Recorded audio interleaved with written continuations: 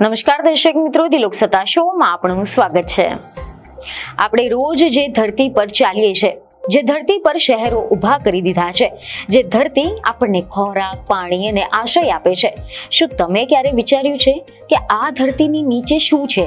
આજથી નહીં પરંતુ હજારો વર્ષોથી માનવ જાતે એક જ પ્રશ્ન પૂછતી આવી છે કે આપણા પગની નીચે શું છે? આપણે રોજ જે ધરતી પર ચાલીએ છીએ, જે ધરતી પર શહેરો ઊભા છે, જે ધરતી આપણને ખોરાક, પાણી, આશ્રય આપે છે, શું તમે ક્યારે વિચાર્યું છે કે આ ધરતીની નીચે શું હશે? આજથી નહીં પરંતુ હજારો વર્ષોથી માનવ જાતે એક જ પ્રશ્ન પૂછતી આવી છે કે આપણા પગની નીચે શું છે? જે ધરતી પર આપણે ઊભા રહીએ છીએ તે ધરતી આપણને જીવન આપે છે, શું એ ધરતી અંદરથી પણ એટલી જ શાંત છે જેટલી ઉપરથી દેખાઈ રહી છે? કે પછી આ શાંતિની નીચે આગ, દબાણ, ધાતુઓ અને અદ્રશ્ય શક્તિઓનો ભયાનક વિશ્વ છુપાયેલો છે? પૃથ્વીના પેટાને લઈને માનવીય કલ્પનાઓ સદીઓથી કથાઓ રચી રહી છે। ક્યાંક તો પાતાળ લોકની વાતો થઈ, ક્યાંક અજાણી સંસ્કૃતિઓની, તો ક્યાંક એવી દુનિયા કે જ્યાં માનવ જીવન શક્ય જ નથી। જો કે આપણા પગની નીચે માત્ર થોડા મીટર દૂર એક એવી દુનિયા છે કે જે ન તો આપણે જોઈ શકીએ છીએ કે ન તો આપણે ત્યાં સુધી પહોંચી શકીએ છીએ। પૃથ્વીના પેટાને લઈને માનવ કલ્પનાઓ હંમેશા પાંખો ફેલાવી છે। ફિલ્મોમાં પણ આપણે જોયું છે કે પાતાળમાં વસતા અજાયબી પ્રાણીઓ, પ્રાગૈતિહાસિક ડાયનાસોર અથવા તો વૈકલ્પિક માનવની સંસ્કૃતિઓ। પરંતુ હકીકત શું છે?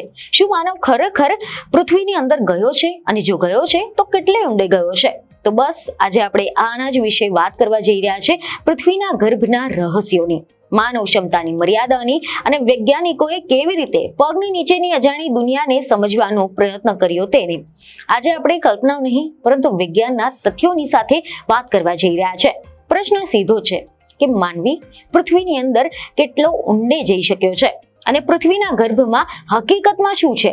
તો સૌ પ્રથમ એક હકીકતને આપણે સમજીએ કે આજ સુધી માનવી પૃથ્વીની અંદર માત્ર 4 કિલોમીટર જેટલો જ શારીરિક રીતે પ્રવેશ કરી શક્યો છે। 4 કિલોમીટર સાંભળવામાં ઓછું લાગે છે, પરંતુ વૈજ્ઞાનિક રીતે આ માનવ ક્ષમતાની અત્યંત કઠિન સીમા છે। જેટલી ફિલ્મોમાં બતાવવામાં આવે છે એટલું ઊંડું જવું આજ સુધી અશક્ય રહ્યું છે। અને આશ્ચર્યજનક વાત એ છે કે આ સાહસ વિજ્ઞાન માટે નહીં પરંતુ સોના મેળવવા માટે કરવામાં આવ્યો હતો। જી હા, સમાચાર મુજબ એવી માહિતી સામે આવી છે કે દક્ષિણ આફ્રિકામાં જોહાનિસબર્ગથી થોડા કિલોમીટર દૂર સ્થિત એક દુનિયાની સૌથી ઊંડી સોનાની ખાણ છે। એનું નામ છે મેપોનેંગ ગોલ્ડ માઇન। આ ખાણમાં માનવી પૃથ્વીની સપાટીથી 4 કિલોમીટર ઊંડે સુધી ઉતર્યો છે અને આ ઊંડાણે તાપમાન 60 ડિગ્રી સેલ્સિયસથી પણ વધુ હોય છે। હવામાં શ્વાસ લેવો પણ મુશ્કેલ બની જાય છે અને જીવંત રહેવું તો માત્ર આધુનિક ટેકનોલોજીથી જ શક્ય બને છે। પરંતુ આ છે માનવની અંતિમ શારીરિક મર્યાદા। ખાણમાં કામ કરતા લોકો ઠંડક માટે વિશેષ પાઇપલાઇનથી ઠંડુ પાણી પંપ કરવામાં આવે છે। આ જગ્યાએ માનવ શરીર લાંબા સમય સુધી સ્વાભાવિક રીતે જીવી શકે તેમ નથી અને અહીં જ માનવીની શારીરિક મુસાફરી થંભી જાય છે। પરંતુ પ્રશ્ન યથાવત છે કે જો આપણે અંદર જઈ શક્યા નથી તો પછી પૃથ્વીની અંદર શું છે તે આપણને કેવી રીતે જાણવા મળશે? તો આનો જવાબ છે વિજ્ઞાનથી। જી હા, મીડિયામાંથી કેટલાક અહેવાલો સામે આવ્યા છે કે વિજ્ઞાન કહે છે કે પૃથ્વીના અંદરથી મુખ્ય 4 સ્તરોમાં વહેંચાયેલું છે। પ્રથમ સ્તર છે પૃથ્વીનો પોપડો, જેને ક્રસ્ટ કહેવામાં આવે છે। આ એક પાતળું પડ છે જેના પર આપણે રહીએ છીએ, જેના પર આપણે શહેરો વસાવી દીધા છે, રસ્તાઓ બનાવ્યા છે, જીવન ઊભું કરી નાખ્યું છે। મહાસાગરોની નીચે આ પડ બહુ જ પાતળું હોય છે, જ્યારે ખંડોના નીચેની જાડાઈ જે હોય છે તે 70 કિલોમીટર સુધી પહોંચી જાય છે અને આ પોપડો અત્યંત બરડ છે અને ધરતીકંપનું મુખ્ય કારણ પણ આ જ સ્તરમાં થતી હલચલ હોય છે। ધરતીકંપો, પ્લેટોની ટક્કર અને ભૂસ્ખલન આ બધું જ આ સ્તરમાં થતું હોય છે। બીજું સ્તર છે મેન્ટલનું, જે પોપડાની નીચે આવેલું આ સ્તર આશરે 3000 કિલોમીટર જાડું છે અને આ મેન્ટલ મેગ્મા નામથી ગરમ શિલાઓથી બનેલું છે। માનવીના સમયગાળામાં તે નક્કર લાગે છે, પરંતુ લાખો વર્ષની અવધિમાં આ શિલાઓ ધીમે ધીમે વહે છે અને આ જ વહનના કારણે ખંડો ખસતા હોય છે, પર્વતો ઊભા થાય છે અને જ્વાળામુખી ફૂટતા હોય છે। એટલે કે જ્વાળામુખી છે, પર્વતોનું નિર્માણ છે અને ખંડોની હલચલ છે, આ બધું જ મેન્ટલના કારણે જ શક્ય બને છે। આના પછી ત્રીજું આવે છે બાહ્ય કોર, જેને આઉટર કોર કહેવામાં આવે છે। આ સ્તર પ્રવાહી લોખંડ અને નિકોલથી બનેલું છે અને સૌથી મહત્વની વાત કે આ જે સ્તર પૃથ્વીના ચુંબકીય ક્ષેત્રનું નિર્માણ કરે છે। આ ચુંબકીય ક્ષેત્ર વગર તો આપણું વાતાવરણ બચી જ ન શકે, ન તો આપણું જીવન શક્ય બને।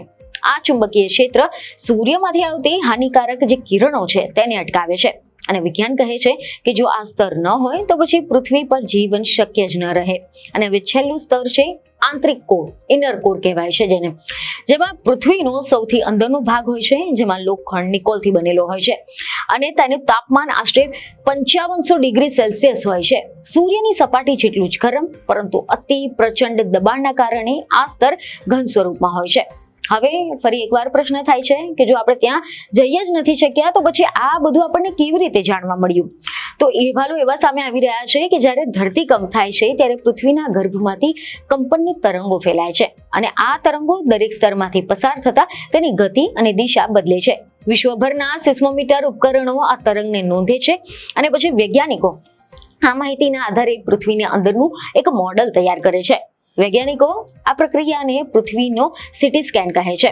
આના સિવાય તમને એવી પણ જાણકારી આપી દઈએ કે એવા પણ અહેવાલો સામે આવ્યા છે કે માનવી દ્વારા કરાયેલું સૌથી ઊંડું ખોદકામ એક કોલા સુપર ડીપ બોરહોલમાં હતું. માનવી વધુ ઊંડે ન જઈ શકવાનું મુખ્ય કારણ છે ગરમી અને દબાણ. જેમ જેમ આપણે નીચે જઈએ છીએ ત્યારે દર કિલોમીટરે તાપમાન 25 થી 32 ડિગ્રી જેટલું વધતું હોય છે અને દબાણ પણ એટલું જ વધારે વધતું જાય છે કે બોરહોલને ખુલ્લું રાખવું એક વિજ્ઞાન માટે એક પડકાર બની જાય છે. અને એટલા જ માટે દુનિયાનો સૌથી ઊંડો માનવ સર્જિત ખાડો એટલે કોલા સુપર ડીપ બોરહોલ જે રશિયામાં આવેલું છે તે પણ માત્ર 12.2 કિલોમીટર સુધી જે પહોંચી શક્યો હતો અને ત્યાં પણ અનપેક્ષિત તાપમાનના કારણે ખોદકામ અટકાવવું પડ્યું હતું. આ સંશોધનોનો હેતુ માત્ર જિજ્ઞાસા નથી. આ અભ્યાસથી ધરતીકંપોની આગાહી, જ્વાળામુખીની પ્રવૃત્તિઓ અને ભૂઉષ્મા ઉર્જા આની સાથે જ પૃથ્વીના ભવિષ્યને સમજવામાં મદદ મળે છે.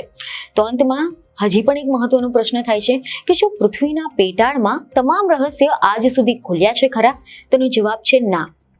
આપણે આજે પણ માત્ર અંદાજ લગાવી રહ્યા છે, માત્ર તરંગોને સાંભળી રહ્યા છે અને પૃથ્વીના હૃદયને દૂરથી સમજવાનો પ્રયત્ન કરી રહ્યા છે. આજે પણ માનવી પૃથ્વીના હૃદયને માત્ર સાંભળી શકે છે, જોઈ નથી શકતો. અને કદાચ આ જ અજાણ પણ પૃથ્વીને જીવંત અને રહસ્યમય બનાવે છે.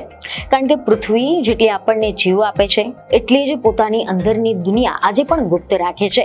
અને કદાચ આ રહસ્યો જ પૃથ્વીને હજી પણ વધુ અદ્ભુત બનાવે છે. જેટલી પૃથ્વી આપણું ઘર છે એટલું જ તે પોતે પણ હજી એક અસમાધાન રહસ્ય છે. તો આશા છે કે આ માહિતી તમને મહત્વની લાગી હશે, જેથી અમારા વિડીયોને લાઈક અને શેર જરૂરથી કરજો. બીજને ખબરો સાથે ફરી મળીશું. ધન્યવાદ.